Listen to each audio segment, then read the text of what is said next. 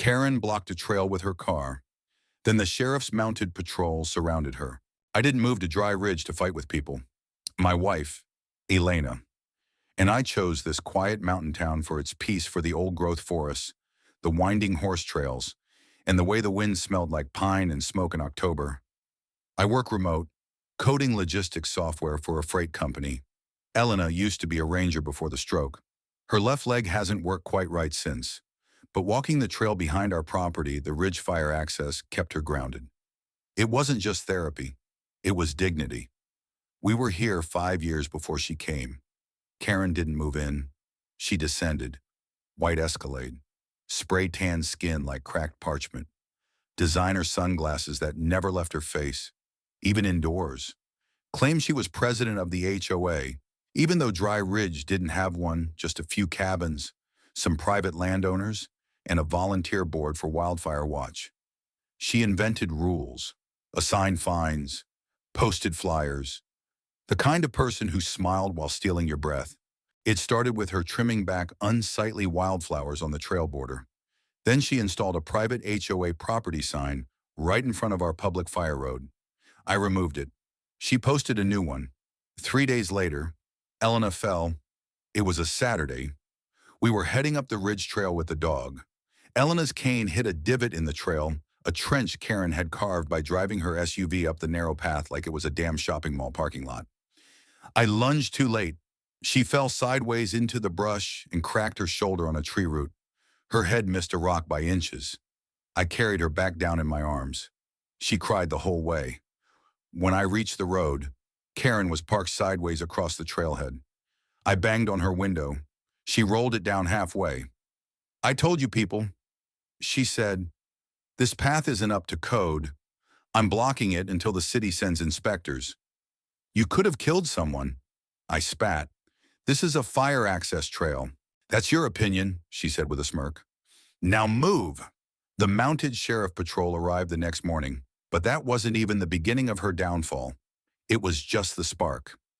The next morning was colder than usual. Mist clung to the tree line like breath on glass, and the sun hadn't yet broken through when I saw them, 3 sheriff's deputies on horseback, moving slow and deliberate through the fog. The rhythmic clop of hooves echoed down the ridge as they approached the fork where Karen had planted her absurd HOA vehicles only sign.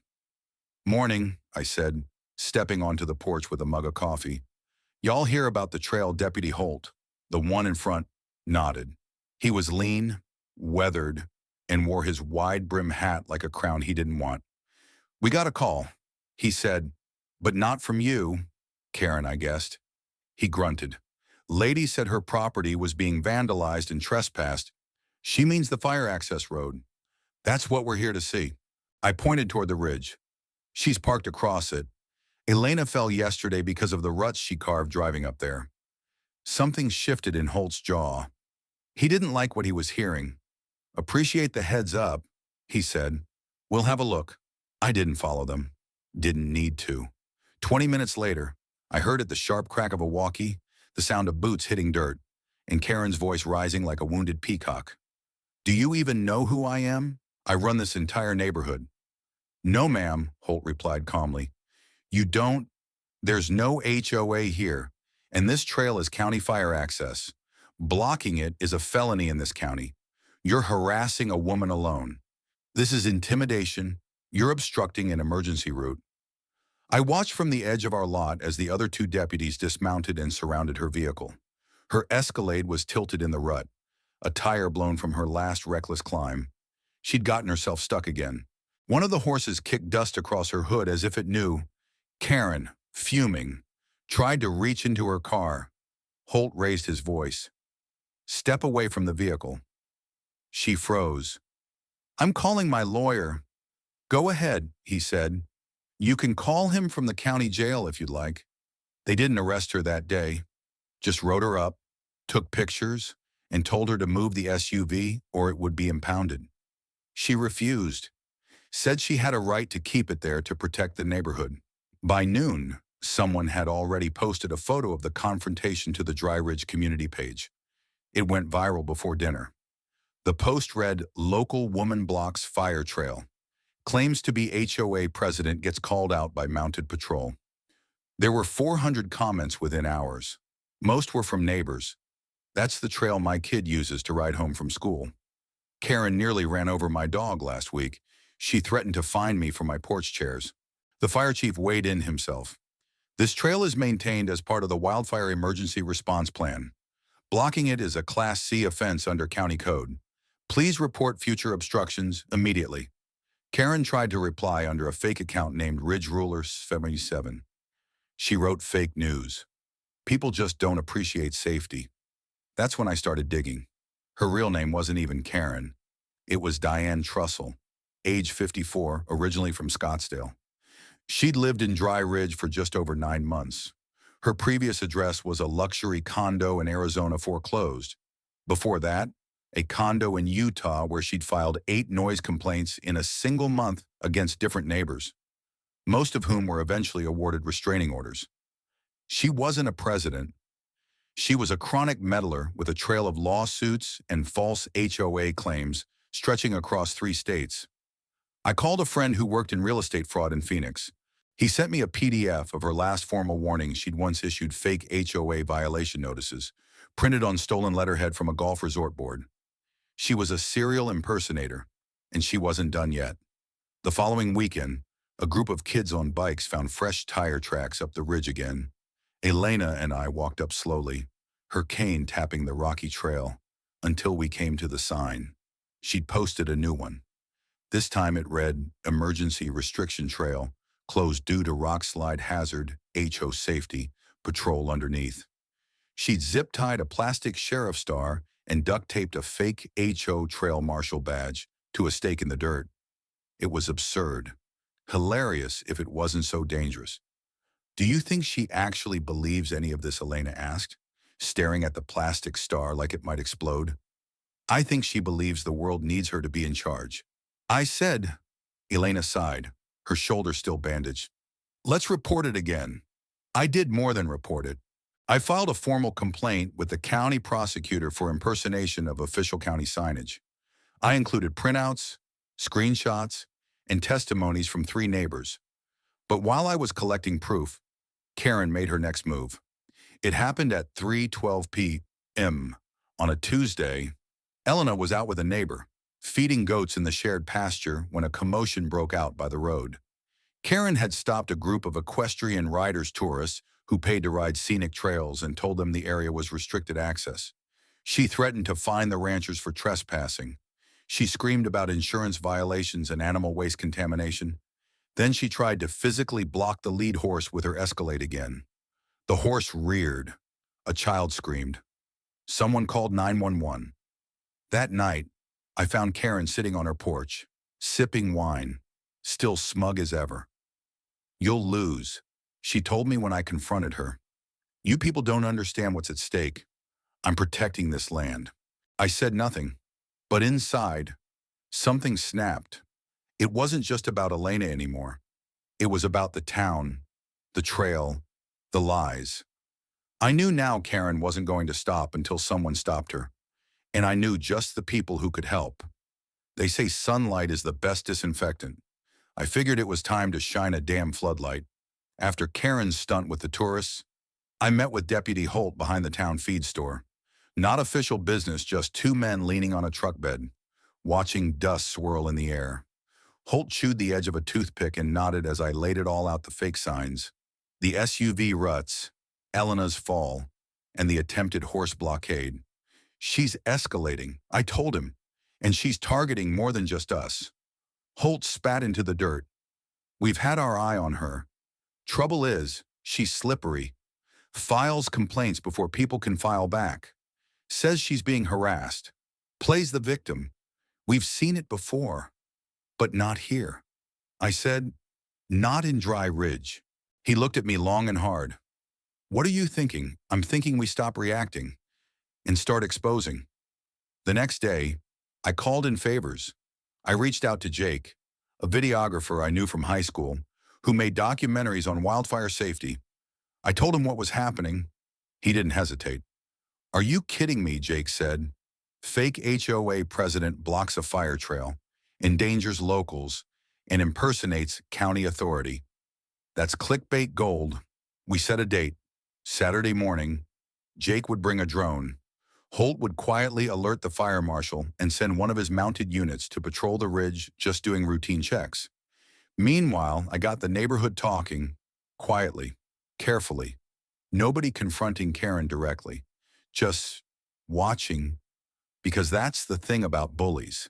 They don't know how to perform when nobody claps. Karen had grown bolder since the tourists. By Friday, she doubled down. Literally, 2 new signs went up on the trail, one at the base, one halfway up the ridge. The first one read, "Trail closed, high fire risk, authorized HOA access only." The second one was more aggressive, "Trespassers will be prosecuted under new HOA regulations." She even wore a vest now, bright orange, with the words "Neighborhood Patrol" ironed on the back in crooked black letters. I don't know if she bought it online or printed it herself, but she wore it like it made her queen of the mountain. Elena took one look and said, "She's going off the rail. She's already off." I said, "We're just laying the track to show where she lands." Saturday came. The air was brisk.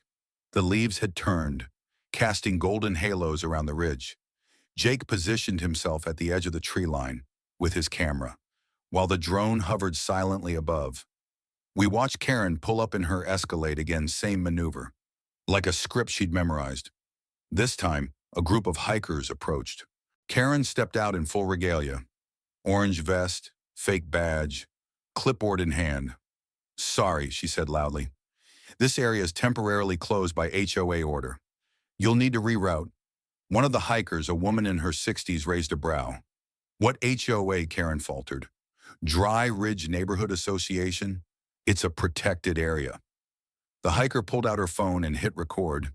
Jake's drone was already filming from above. Holt's mounted patrol appeared around the bend like clockwork, their horses slow and deliberate, flanking both sides of the trail. A third rider held a copy of the actual county emergency access permit. Karen turned, saw them, and something shifted in her face. The confidence cracked. "You're harassing me again," she yelled. "This is harassment." Deputy Holt rode forward. "Ma'am, please step away from the vehicle. You have no jurisdiction here. This is private HOA land." Holt held up the permit. "This trail is county fire infrastructure. You're in violation of obstruction law, impersonation, and unauthorized signage. You were warned." Karen's jaw tightened. She stepped forward, jabbing a finger toward the drone. "That's illegal surveillance." Jake stepped into view from behind the brush. "It's public land." Karen, her face flushed. "My name's Diane." "Not today," I said, stepping out beside Jake. "Today you're just a trespasser." The moment played out in real time on Facebook Live. Over 1,500 people tuned in as Deputy Holt instructed his officers to begin impound protocol. Karen's Escalade was photographed, measured, and marked for towing. She screamed when they clamped her tires. "You're going to regret this," she howled. "You'll all regret it." But nobody backed her up. Because here's what she didn't know. While she was busy inventing HOA bylaws and fake trail closures, the real community had quietly begun organizing. Dozens of neighbors filed affidavits. 4 businesses had reviewed security footage of her harassing patrons. One local vet shared that Karen had tried to fine them for letting service dogs walk the trail. And someone no one admitted who had submitted her name to the State Board of Real Estate Violations. Within a week, she was under investigation. And that wasn't even the worst part. The drone footage aired that night on local news.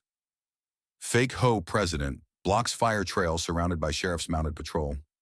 The clip showed Karen, cornered by horses, screaming about power she never had. People laughed. Others were outraged. But one image stuck with me. It was Elena, walking up the trail with her cane. She paused beside Karen's impounded SUV, placed a hand on the hood, and whispered something. Later, she told me I just thanked it for finally stopping her. But Karen wasn't done. Not yet. Because when a person's power is fake, their last move is always real ugly. And we were about to see just how ugly she could get. I should have known she wouldn't go quietly. People like Karen or Diane, I guess never do. They don't just fade out of your life like a bad memory. They detonate. 3 days after the drone video aired on the local news, Elena and I woke to find a dead squirrel nailed to our fence post. A crude message was scrawled in red spray paint beneath it. Trail thieves, stay off my land. She didn't sign it. She didn't need to. Elena turned away, gripping her cane like a weapon. I stood there staring at the message, heart pounding in my ears, realizing she wasn't just trying to control the trail anymore. She was coming for us. That night, I installed cameras, not just one, 5, hidden in brush, mounted to tree trunks, even one camouflaged as a birdhouse. I called Holt, too. She's escalating. I said again, yeah, he muttered, and she knows she's losing ground. Over the next week, Karen ramped up the crazy. She emailed a HOA citation to the town's only daycare for unauthorized outdoor noise.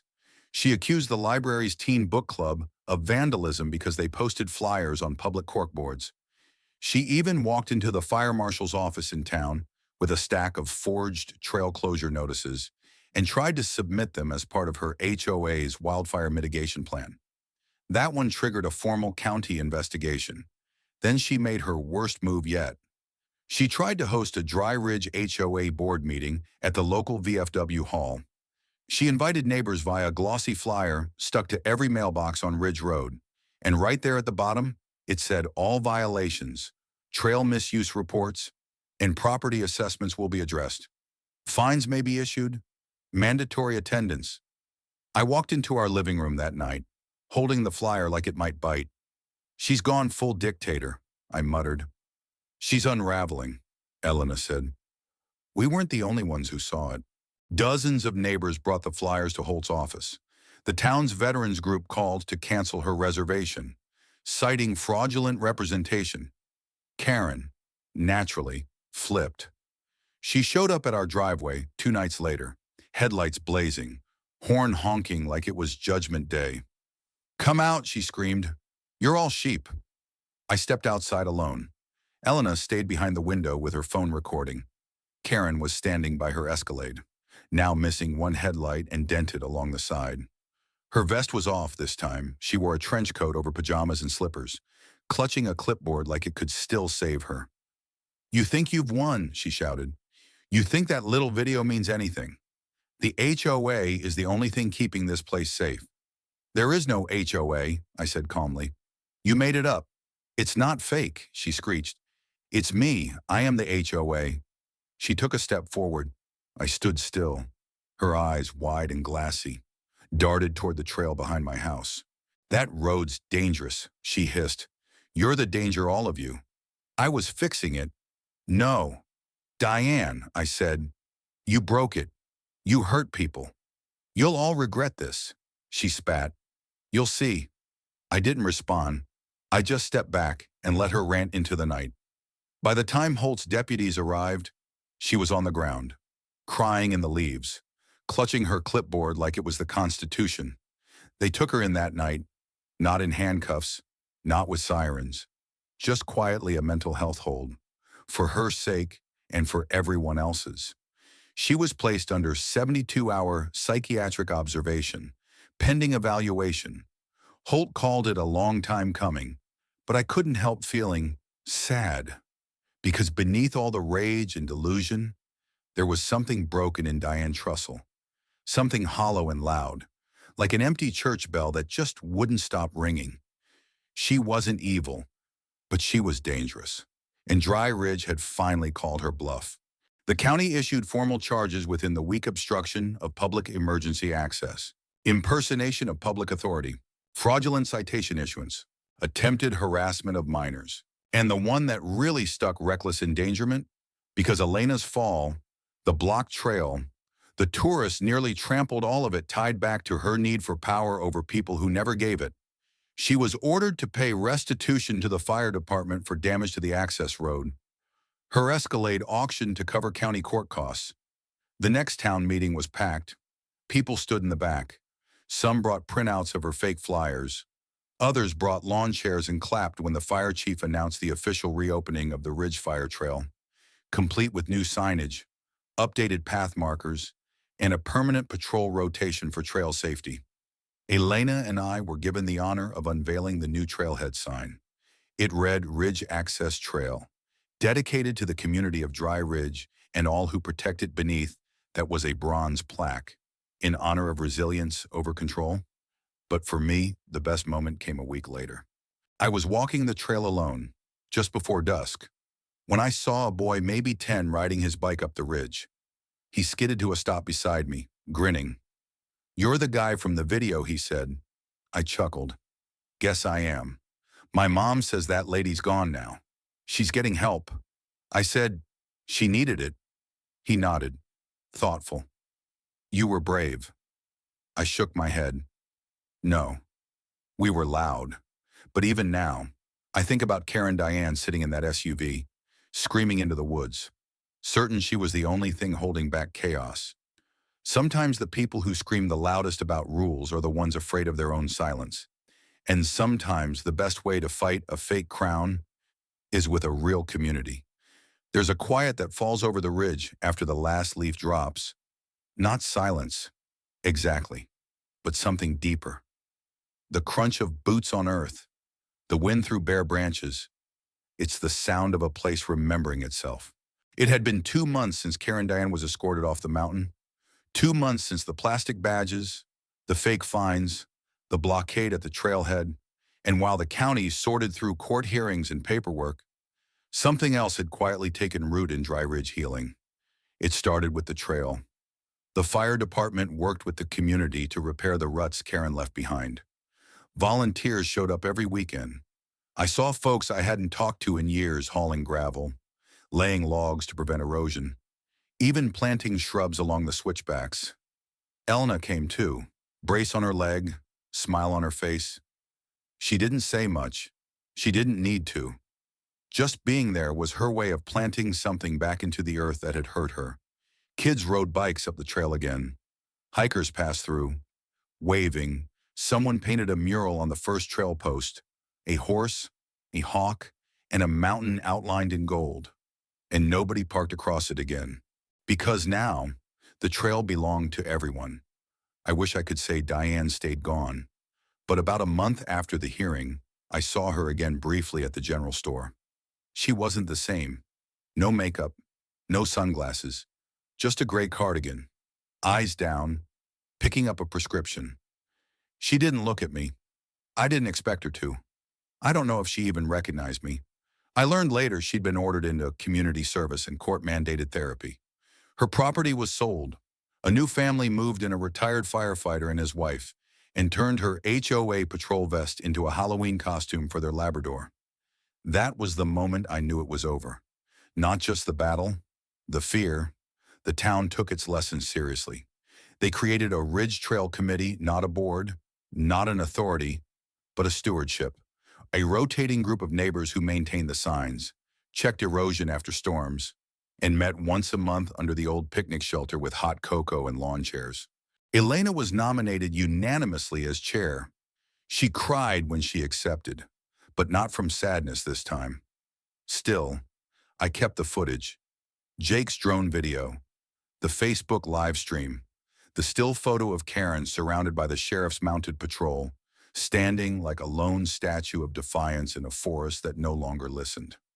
Not because I wanted revenge, because I wanted reminders. Reminders that truth doesn't always shout the loudest, that power isn't a vest or a sign or a threat, and that sometimes justice comes on horseback slow, steady, and too strong to bluff. One evening, near dusk, Elena and I stood at the top of the ridge. We could see the whole valley from up there. Golden light stretched across the fields. A boy passed by on a horse, nodding politely. His dog trotted behind him, tongue out, ears flapping. "I never thought we'd get it back," she said. "Me neither." We stood there a while, arms linked, saying nothing. Then I looked down at the new sign. At the words we all chose together, "Community is not control, it is care."